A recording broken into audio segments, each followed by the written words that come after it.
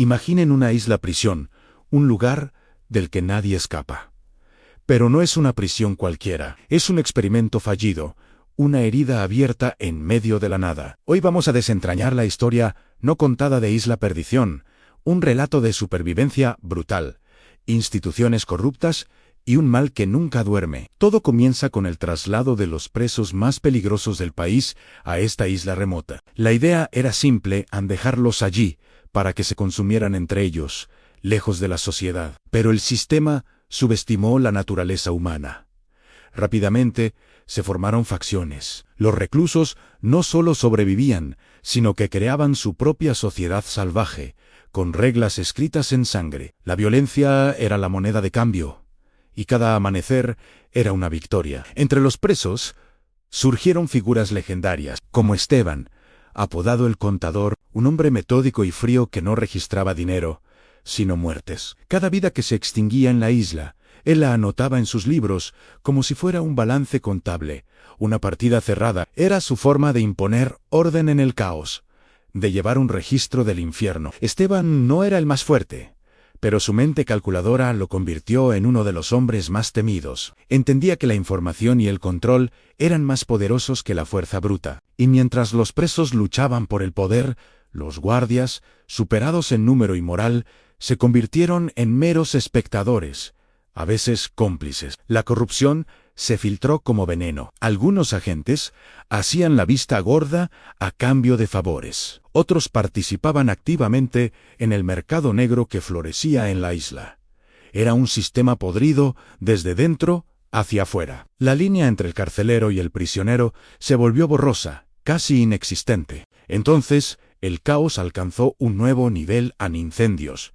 Pero no eran accidentales, eran provocados estratégicamente para borrar rastros, para eliminar rivales, para reescribir la historia de la isla a base de cenizas. Cada incendio era una declaración de guerra, una purga. Las llamas consumían no solo las chozas improvisadas, sino también cualquier evidencia, cualquier posibilidad de justicia. La isla se convirtió en un crematorio a cielo abierto, y el humo negro que se elevaba hacia el cielo era la única señal de que allí abajo la humanidad estaba ardiendo. La situación se volvió insostenible. Las noticias sobre la brutalidad y el descontrol total llegaron al continente, filtradas por agentes desesperados o por el puro horror de lo que estaba sucediendo. La opinión pública exigió respuestas, pero las instituciones, las mismas que habían creado este monstruo, solo sabían responder con más fuerza. Decidieron enviar un equipo de fuerzas especiales, una unidad de élite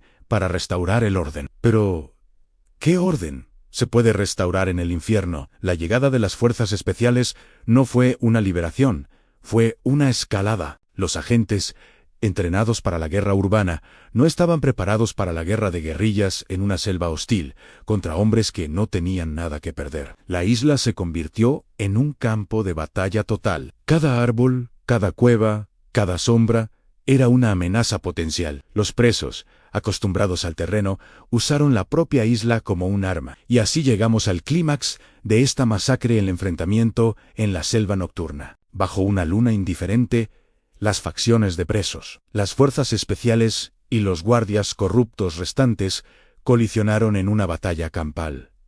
Fue una orgía de violencia. No había bandos claros, solo alianzas temporales y traiciones instantáneas. El sonido de los disparos se mezclaba con los gritos en la oscuridad. El objetivo ya no era controlar la isla, sino simplemente sobrevivir hasta el amanecer. Cuando la primera luz del día se filtró a través de la densa vegetación, reveló una escena dantesca. Cuerpos por todas partes, presos, agentes, guardias. El suelo de la selva estaba teñido de rojo. La operación para restaurar el orden había sido un fracaso catastrófico, una carnicería que solo había servido para añadir más nombres a la lista de El Contador. El gobierno, enfrentado a un desastre de relaciones públicas y una pérdida masiva de vidas, tomó una decisión drástica. Llegó la orden oficial.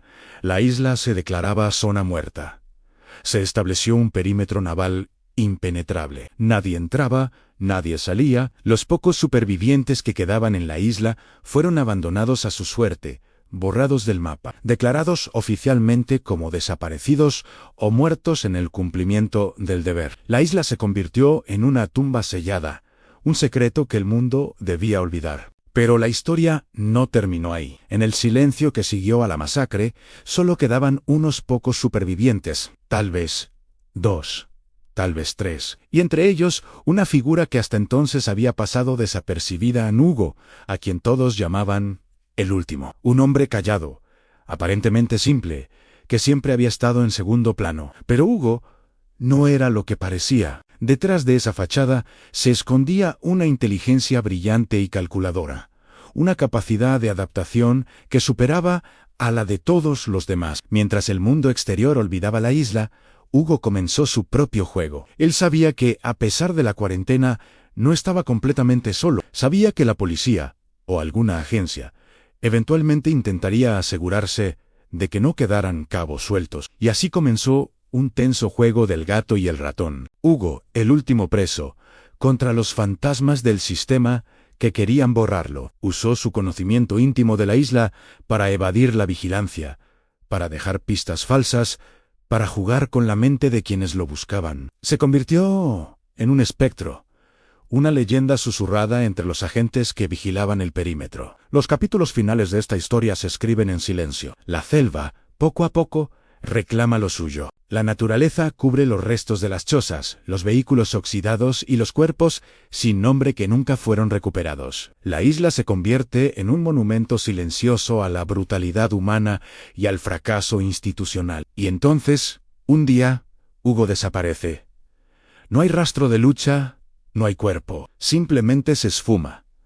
¿Logró escapar de alguna manera imposible o finalmente sucumbió a la soledad y la locura de la isla? El misterio queda en el aire. Pasan los años. La isla permanece abandonada, una mancha en los mapas náuticos, un lugar prohibido rodeado de historias de fantasmas. Se convierte en una leyenda urbana para marineros y pescadores. Pero la burocracia nunca olvida del todo. Décadas después, un joven y ambicioso agente es enviado en una misión no oficial de reconocimiento, para confirmar de una vez por todas que la isla está vacía, para cerrar el expediente para siempre. El agente llega, explora las ruinas, documenta el silencio y la desolación, prepara su informe final objechivo confirmado. La isla está deshabitada, pero mientras se prepara para partir, desaparece. Su equipo es encontrado en la playa, su radio emite solo estática. La última comunicación registrada es una frase entrecortada, casi un susurro ahogado por el pánico, que hiela la sangre de quienes la escuchan en la sala de control. Una frase que lo cambia todo. Nunca estuvo vacía. Gracias por acompañarnos en este viaje a la oscuridad. Si te gustan estas historias que exploran los límites de la naturaleza humana, no olvides suscribirte y activar las notificaciones. Nos vemos en el próximo video.